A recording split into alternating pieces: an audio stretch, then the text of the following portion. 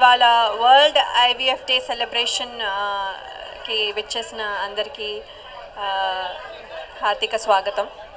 And ఇవాళ ఏంటంటే మామూలుగా మనము సైన్స్ ప్రకారం అని మాట్లాడుకున్నాము, కానీ ఎమోషనల్ పాయింట్ అనేది మన ఫ్యామిలీస్లో చాలా చూస్తూ ఉంటాము. అంటే ఏంటంటే ఇప్పుడు పిల్లలు పుట్టట్లేదు అనేది ఒక ఒక స్టిగ్మా. అంటే అందరూ పెళ్ళవంగానే వెంటనే ఇంకా 1 ఇయర్ వరకు అట్లీస్ట్ వెయిట్ చేస్తారు. తర్వాత ఏంటి పిల్లలు లేరా, పిల్లలు ఎక్కడ చూసినా అదే ఆ క్వశ్చన్స్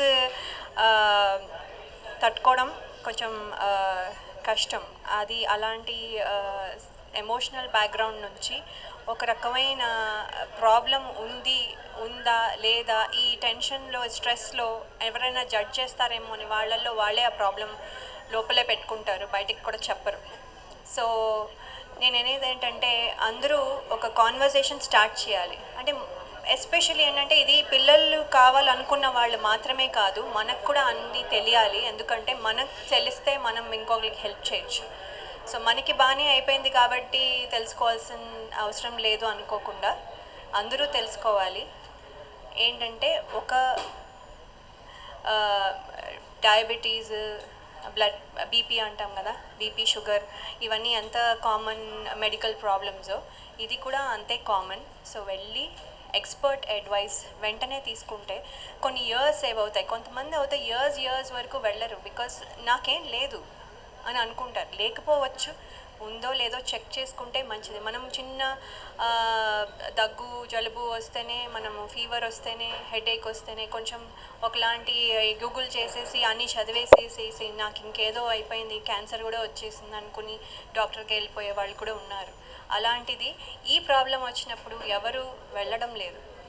సో మనం చెప్పాలి, ఇట్స్ ఓకే, వెళ్ళండి, తొందరగా అడ్వైస్ తీసుకొని, ఏమీ లేకపోతే మంచిదే. కాబట్టి అది ఫస్ట్.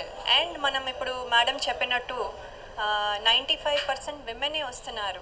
అలా కాకుండా మనము ఒక కిడ్ కావాలి అనుకుంటే, ఒక కిడ్ అంటే కపుల్స్ కదా, పేరెంట్స్ అంటే it's not just mother, parents అంటే మదర్ అండ్ ఫాదర్. సో అలాగే మదర్ అండ్ ఫాదర్ అవ్వబోతున్న కపుల్స్ ఎప్పుడు కలిసి వెళ్ళి చెక్ చేసుకుని ఎవరి దగ్గర ప్రాబ్లం ఉందో లేదో ఒకసారి చూసుకుంటే తప్పేం లేదు. అది అది ఆ అవేర్నెస్ రావాలి, ఆ స్టిగ్మా లేకుండా ఒక ఎంపవర్మెంట్ రావాలి కపుల్స్లో. సో అది ఒకటి ఇష్యూ అవుతే, ఇలాగా మళ్ళీ ఇప్పుడు మనం చూస్తున్నాము అబార్షన్స్ కూడా ఎక్కువగా విమెన్ వల్ల అని కాదు, విమెన్ వల్ల కాదు, జెనెటిక్ ప్రాబ్లం వల్ల అని చెప్తున్నారు. సో ఆ genetic problem could be also from the father. కాబట్టి సో మదర్ ఒకటే రెస్పాన్సిబుల్ చేయకుండా ఉండడం కూడా మన రెస్పాన్సిబిలిటీ. సో అంతేకాకుండా ఇప్పుడే ఒక మెషిన్ మీరు చూశారు, ఆర్టిఫిషియల్ ఇంటెలిజెన్స్ ద్వారా ఫర్టిలిటీ ఇష్యూస్ మెన్లో తొందరగా డిటెక్ట్ చేసే ఒక పరికరం. అది చాలా చాలా అడ్వాన్స్డ్ అండ్ యాక్యురేట్ అని చెప్తున్నారు.